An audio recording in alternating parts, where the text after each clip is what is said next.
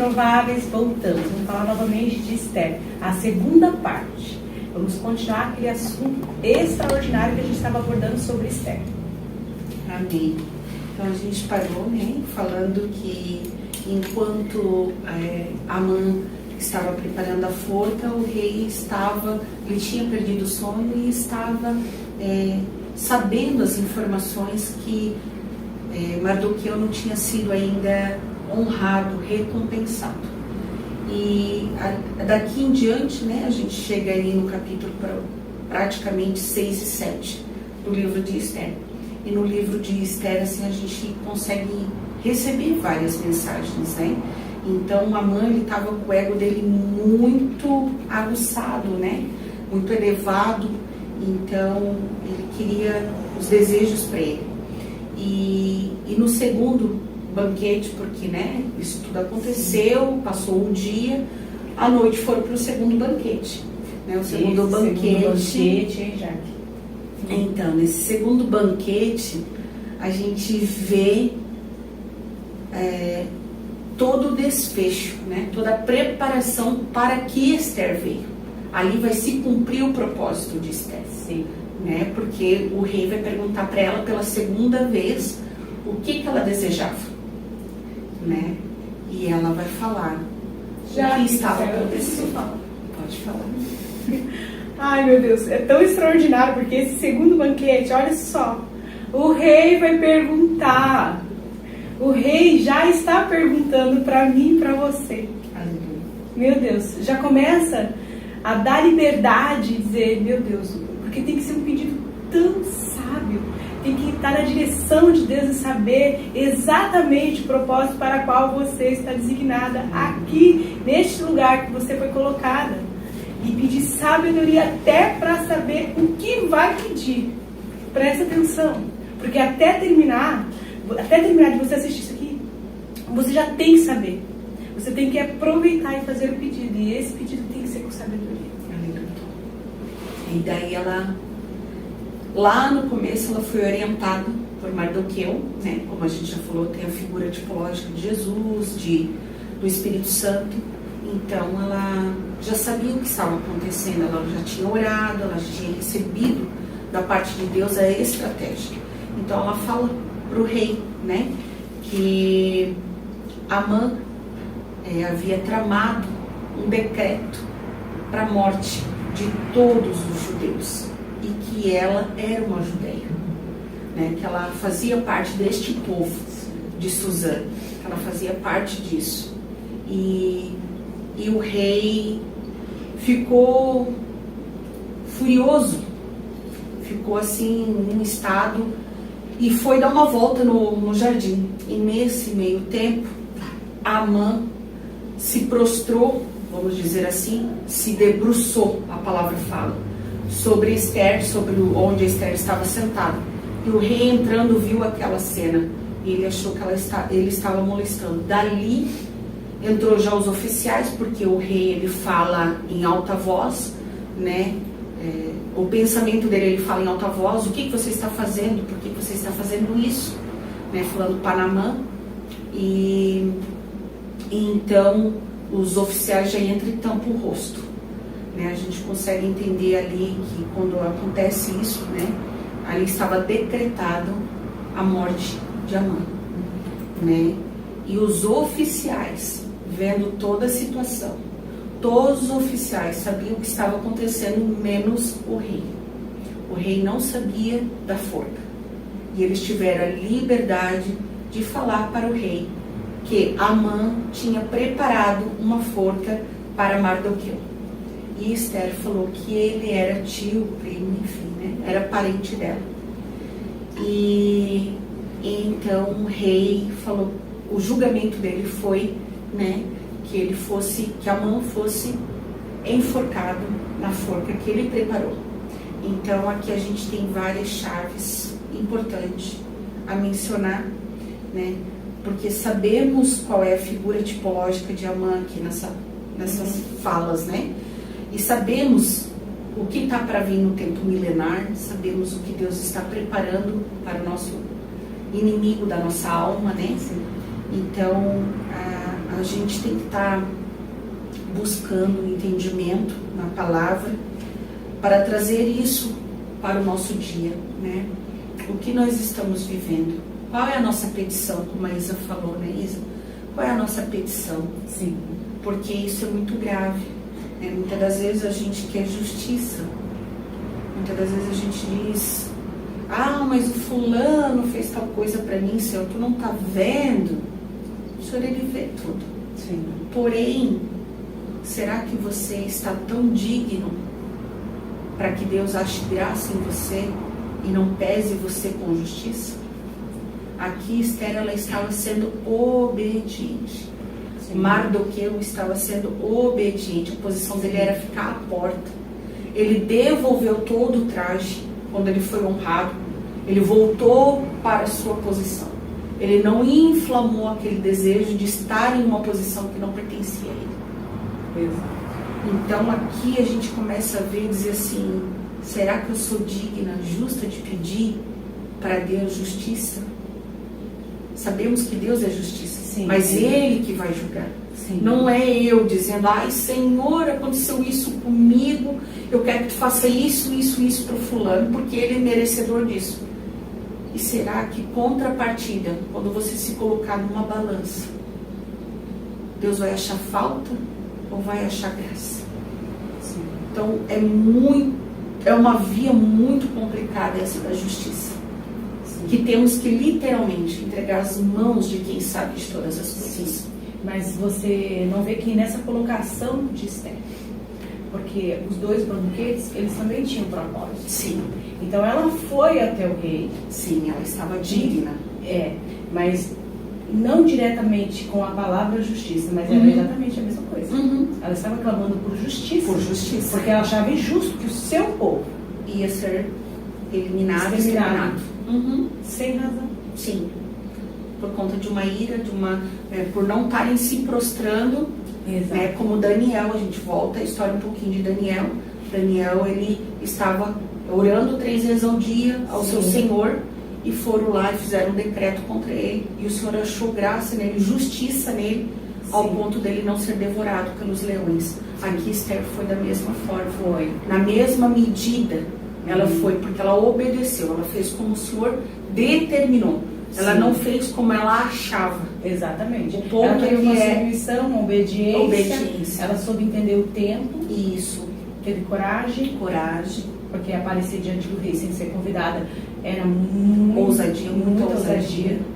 Né? Então ela realmente teve uma direção do Senhor. Tanto que a fala dela para o Mardoqueu, né, para o tio, se eu tiver que morrer, que eu morra, pereceremos, né? Porque ela iria contra um protocolo da época, é a mesma coisa hoje, né? Nós temos o nosso presidente, não tem como eu ir lá e dizer assim, e falar como eu estou falando aqui, né? Ele tem que ter toda uma agenda, tem toda uma preparação para eu me colocar diante dele, né? Assim se fazer. Então, a mesma forma, ela estava ali, por mais que ela teria um título de rainha, ela tinha que ter o tempo certo para entrar na frente dele, né? Na presença dele, melhor dizendo. Então, aqui a gente consegue analisar, né, várias chaves. O temor dela, em nenhum momento fala que na oração dela, ela falou: Senhor, faça assim ou faça assado. Em todo momento a gente vê ela clamando para que Deus faça a sua justiça. Sim, a justiça divina, a dele, não a dela. Porque o ato dela jejuar, acordar o povo a jejuar, trocar as vestes, se colocar em oração, ela já está pedindo. Sim. Ela já está pedindo. Talvez ela não esteja pedindo ou não ficou declarado qual foi a oração. Isso. Melhor explicando isso, exato. Mas toda a colocação, toda a junção do que ela fez, ela já nos leva a entender que ela estava clamando pedindo por justiça. Porque ela achava injusto o que eles estavam passando. Terminar E não se tratava de algo pessoal, de ser o meu povo, de ser a minha linhagem. Se tratava de uma injustiça. Né? E eu acredito que essa foi a forma, o mecanismo que ela utilizou para declarar isso. Só que ela teve o que me ensina, ela teve muita sabedoria. ela de repente não chegou na frente do pai, né, do rei, não. É isso que eu percebo. Ela ofereceu. Eu vejo Esther oferecendo. Eu vou oferecer um banquete. Agora eu vou oferecer o segundo banquete. Isso, eu vejo ela e oferecer. Porque muitas vezes a gente quer que Deus, né, se posicione em alguma situação, mas nós queremos ficar aqui. Isso. Nós não queremos nos posicionar, não queremos oferecer aquilo que tem que ser oferecido. Entende? Então eu vejo ela dessa maneira. Eu vejo ela oferecendo. Vendo todo aquele cenário, mas oferecendo. Disposta, seja o que for. Que coragem. Meu Deus, que coragem dessa mulher. E para finalizar, né, eu vejo dessa forma, né, que a gente tem que ter coragem, ousadia, mas acima de tudo, obediência e temor. Não é de qualquer jeito. Antes de querer tocar na palavra justiça, a gente tem que se colocar no lugar, se pesar. Se pesar. E é uma grande medida. Essa proporção, para mim, é a chave final, a chave que começa lá falando que ela foi obediente, ela foi calada, mas aqui eu vejo totalmente a submissão dela. Em nenhum momento ela trouxe, em nenhum momento ela deixou aflorar os seus sentimentos de injustiça. Ela clamou, mas não veio aquela raiva como Naamã estava perante ao rei, querendo fazer uma forca, e assim e assim. Ela foi com paciência, com sabedoria, ela foi diligente. Não sei se essa seria a palavra. E assim, ó, ela é submissa, se a gente for analisar a história de Esther, desde o princípio. Desde o princípio. Porque você ter uma chamada oficial das mulheres, das moças, e você ir, já demonstrou uma submissão total. E ela poderia ter feito tudo o contrário, não poderia? Poderia. E ela escolheu. Não, e Deus preparou alguém para esse período de tratamento dela lá, todas as orientações, todo o cuidado, e ela se submeteu. Isso eu acho muito forte, né? Então, assim, tem alguma coisa para colocar? Não? Então, eu quero finalizar também, sabe, dizendo uma coisa muito interessante. Não, pode finalizar. Pode falar. Não, eu só queria finalizar também, né, algo que o Senhor colocou muito no meu coração mediante a nossa conversa. Eu amo como Jesus separa um capítulo na palavra para Esther. Eu amo o fato de que o Senhor separou uma órfã. E nessa órfã, o Senhor colocou um capítulo inteiro para mensurar tudo hoje o que a Jaque falou para nós. Lá em Esther, no capítulo 4, no versículo 14, diz assim: pois se você ficar calada nesta hora, socorro e livramento surgirão de outra parte para os judeus, mas você e a família do seu pai morrerão. Quem sabe não foi para um momento como esse que você chegou à posição de rainha. Eu entendo que Esther foi pontual. Esther foi chamada para um momento como aquele. Ela cumpriu um propósito. Quem sabe você, mulher, está aí nos ouvindo hoje, pensando assim: eu não sou capaz, eu sou órfã. O Senhor está falando contigo hoje. Seja órfã de pais vivos, ou seja órfã mesmo. Eu quero dizer para você, você foi chamada para um momento como esse. Você é uma mulher pontual, estratégica, que o Senhor colocou no lugar que você está hoje. Ele te chamou para esse momento. Hoje foi falado muito sobre a mesa, sobre o banquete, sobre casa. E eu quero declarar uma palavra sobre a tua vida, sobre todas as mulheres que estão nos ouvindo. Você foi chamada para um propósito dentro da mesa, no seu lar. Hoje o Senhor te convida a voltar. Estamos finalizando com a palavra de submissão. Uau! Submissão, eu já deixo aqui o recado. Se você quer entender um pouquinho mais sobre submissão, a gente teve na outra mulher que nós falamos muito sobre submissão. Sara. Então eu te convido a assistir o vídeo da Sara para você entender um pouquinho sobre submissão, que não é apenas ficar calada, muito pelo contrário, é usar de estratégia. Então eu declaro sobre sua vida que você será uma mulher pontual na sua casa. Eu creio. Exatamente, por isso estamos aqui, mulheres improváveis para um tempo como este. Exatamente, pautada nessa palavra, tá? Num tempo como este, para que realmente nós possamos fazer a diferença no nosso lar, porque nós fomos colocados ali. E o Senhor é especialista em pegar como foi colocado no órfão e fazer uma história extraordinária. Por quê? Porque para Deus não tem nada, exatamente nada perdido. É aonde a nossa fraqueza é onde Ele superabunda a sua graça. E glória a Deus por isso. E eu quero dizer assim, que para que nós possamos viver tudo isso, é importante a gente ter um relacionamento com Deus, que foi peça fundamental na vida de Esther. É importante que façamos boas escolhas. E é importante saber quem nós vamos ouvir. Aleluia, é verdade. É muito importante. São 3 chaves aí para você trilhar esse caminho e viver o sobrenatural de Deus na sua vida. E aqui fica a nossa segunda parte de Esther. Espero que seja extremamente assim, olha, uma fonte para você, que edifique a sua vida e que haja transformação na sua casa, através da sua vida. Esse é o recadinho das Mulheres Improváveis, né? Um beijo e fica com Deus. Tchau. Shalom, amadas! Passando para deixar um recadinho para vocês. Imperdível.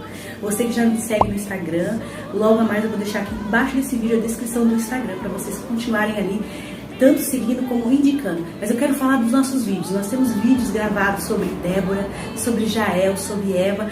Acabamos de gravar um vídeo incrível de outra mulher, mas eu não vou falar. Vai ficar...